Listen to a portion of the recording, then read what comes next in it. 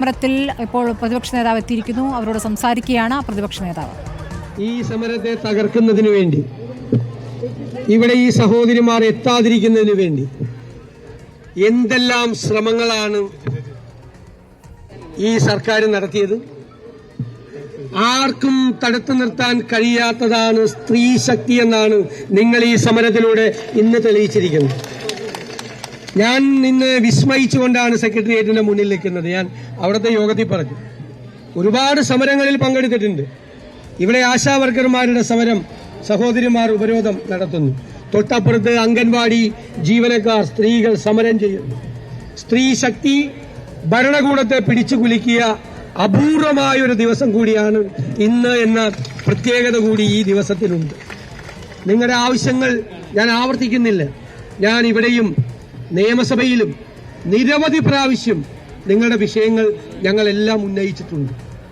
ഈ ആശാവർക്കർമാരെ നിയമിക്കുന്ന കാലത്തെ ജോലിയല്ല നിങ്ങളുടെ ജോലി. ആ ജോലി ഭാരത്തെക്കുറിച്ച് ഞങ്ങൾ എണ്ണി നിയമസഭയിൽ മന്ത്രിയോടും മുഖ്യമന്ത്രിയോടും പറഞ്ഞു.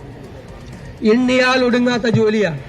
12 മണിക്കൂറും 14 മണിക്കൂറും ജോലി ചെയ്ത് വീട്ടിലെത്തിയാലും കുത്തിക്കുടിച്ചുകൊണ്ടിരിക്കുകയാണ്. പിന്നെ ഇത്രമാത്രം ജോലി ചെയ്തിട്ടും ന്യായമായ വേതനം കിട്ടുന്നില്ല. ആ വേതനം കിട്ടണം. അതിന് കേന്ദ്ര ഗവൺമെന്റ് ഇൻസെന്റീവ് കൊടുക്കണം, സംസ്ഥാന ഗവൺമെന്റ് അത് വർദ്ധിപ്പിക്കണം. 21,000 രൂപയാണ് ഒരു മിനിമം കൂലി. കേരളത്തിലെ ഒരു മിനിമം കൂലിയാണ് നിങ്ങൾ ആവശ്യപ്പെട്ടിരിക്കുന്നത്. ന്യായമായ കാര്യമാണ് നിങ്ങൾ ആവശ്യപ്പെട്ടിരിക്കുന്നത്. റിട്ടയർമെന്റ് ബെനിഫിറ്റാണ് നിങ്ങൾ ആവശ്യപ്പെട്ടിരിക്കുന്നത്. ഞാൻ മുഖ്യമന്ത്രിയോട് നിയമസഭയിൽ വെച്ച് പറഞ്ഞു, അദ്ദേഹത്തോട് ഫോണിൽ പറഞ്ഞു. ഇനി ഞാൻ അദ്ദേഹത്തെ നേരിൽ കണ്ടു പറയാൻ പോകും. എന്താണ് നിങ്ങൾക്ക് വേണ്ടി അദ്ദേഹം മുൻകൈയെടുക്കണം. ഞങ്ങളുടെ ഡിമാൻഡ് അതാണ്, ഞങ്ങൾ ആവശ്യപ്പെടുന്ന അദ്ദേഹം അതാണ്. ഒന്നും കരുതണ്ട. നമ്മുടെ സഹോദരിമാർ, അമ്മമാർ, അവരാണ് സമരം ചെയ്യുന്നത്. അവരെ മുഖ്യമന്ത്രി നേരിട്ട് വിളിച്ച് സംസാരിച്ച് അവർ പറയുന്ന ന്യായമായ കാര്യങ്ങൾ ചെയ്തു കൊടുക്കണം. കർണാടകത്തിൽ എന്താ ചെയ്തത് മുഖ്യമന്ത്രി? അവിടെ ഫ്രീഡം പാർക്കിൽ ബാംഗ്ലൂരിൽ ആശാവർക്കർമാർ സമരം തുടങ്ങി. 5ാമത്തെ ദിവസം മുഖ്യമന്ത്രി എല്ലാ ഉദ്യോഗസ്ഥന്മാരെയും ഇതിന്റെ പ്രതിനിധികളെയും സമരം ചെയ്യുന്നവരുടെ സംഘടനാ പ്രതിനിധികളെയും വിളിച്ചു ചേർത്തു. അവിടെ വളരെ കുറവായിരുന്നു ഓണറേറിയം. അത് 10,000 രൂപയാക്കി വർദ്ധിപ്പിച്ചു. എന്നിട്ട് ഹെൽത്ത് കമ്മീഷണറോട്, ഇവിടുത്തെ ഹെൽത്ത് സെക്രട്ടറി പോലെ ഒരാളാണ്, ഫ്രീഡം പാർക്കിൽ പോയി പറയാൻ പറഞ്ഞു, ഇങ്ങനെ ഒരു തീരുമാനം ഗവൺമെന്റ് എടുത്തിട്ടുണ്ടെന്ന്.